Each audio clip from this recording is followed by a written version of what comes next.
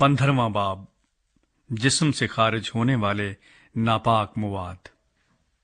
और खुदावंद ने मूसा और हारून से कहा कि बनी इसराइल से कहो कि अगर किसी शख्स को जरियान का मर्ज हो तो वो जरियान के सबब से नापाक है, और जरियान के सबब से उसकी नापाकी यूं होगी कि खा धात बहती हो या धात का बहना मौकूफ हो गया हो, वो नापाक है।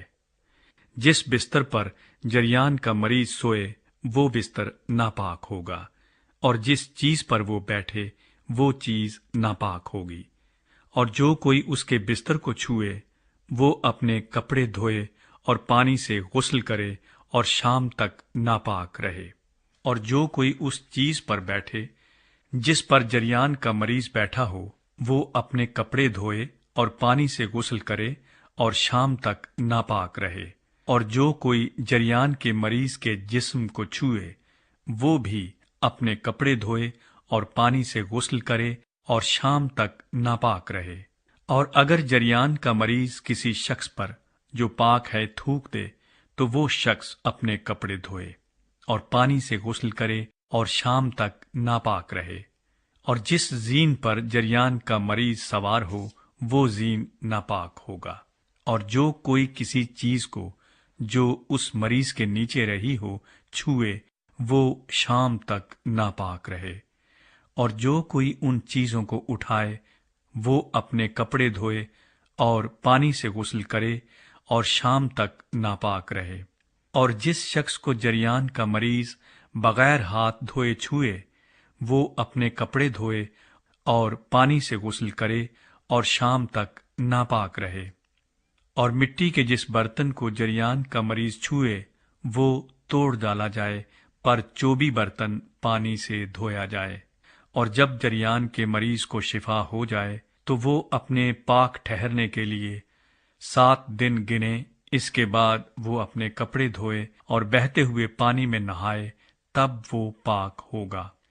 और 8वें दिन 2 कुमरियां या कबूतर के 2 बच्चे लेकर वो खुदावंद के हजूर खैमा इज्तमा के दरवाजे पर जाए और उनको काहिन के हवाले करे। और काहिन एक को खता की कुर्बानी के लिए और दूसरे को सोख्तनी कुर्बानी के लिए गुजराने। यूं काहिन उसके लिए उसके जरियान के सबब से खुदावंद के हजूर कफारा दे। और अगर किसी मर्द की धात बहती हो तो वो पानी में नहाए और शाम तक नापाक रहे।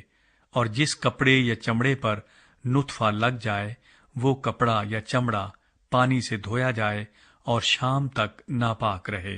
और वो औरत भी जिसके साथ मर्द सोहबत करे और मुंजिल हो तो वो दोनों पानी से गुस्ल करें और शाम तक नापाक रहें। और अगर किसी औरत को ऐसा जरियान हो कि उसे हैज का खून आए तो वो 7 दिन तक नापाक रहेगी। और जो कोई उसे छुए वो शाम तक नापाक रहेगा।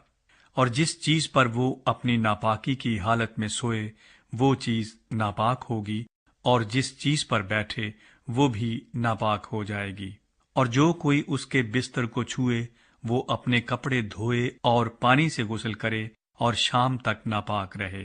और जो कोई उस चीज को जिस पर वो बैठी हो छुए वो अपने कपड़े धोए और पानी से नहाए और शाम तक नापाक रहे।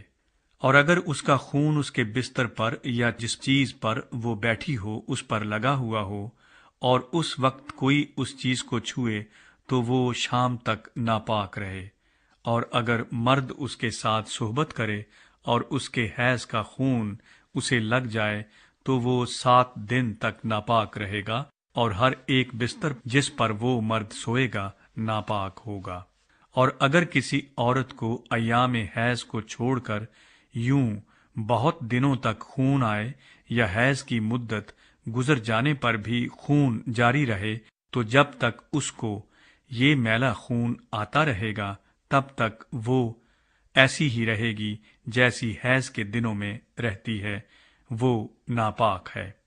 और इस जरियाने खून के कुल अय्याम में जिस जिस बिस्तर पर वो सोएगी वो हैज के बिस्तर की तरह नापाक होगा।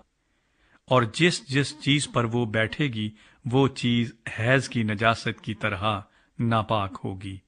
اور جو کوئی ان چیزوں کو چھوئے وہ ناپاک ہوگا، وہ اپنے کپڑے دھوئے اور پانی سے غسل کرے اور شام تک ناپاک رہے، اور جب وہ اپنے جریان سے شفا پا جائے تو 7 دن گنے، تب اس کے بعد وہ پاک ٹھہرے گی۔ اور 8ویں دن وہ 2 قمریاں یا کبوتر کے 2 بچے لے کر ان کو خیمہ اجتماع کے دروازے پر کاہن کے پاس لائے، اور کاہن ایک کو خطا کی قربانی کے لیے اور دوسرے کو سوختنی قربانی کے لیے گزرانے، یوں کاہن اس کے ناپاک خون کے جریان کے لیے خداوند کے حضور اس کی طرف سے کفارہ دے۔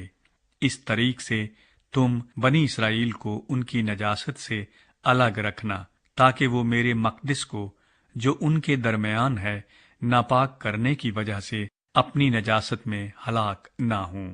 اس کے لیے جسے جریان کا مرض ہو، اور اس کے لیے جس کی دھات بہتی ہو اور وہ اس کے باعث ناپاک ہو جائے، اور اس کے لیے جو حیض سے ہو، اور اس مرد اور عورت کے لیے جن کو جریان کا مرض ہو، اور اس مرد کے لیے جو ناپاک عورت کے ساتھ صحبت کرے، شرع یہی ہے۔ صحبت کرے، شرع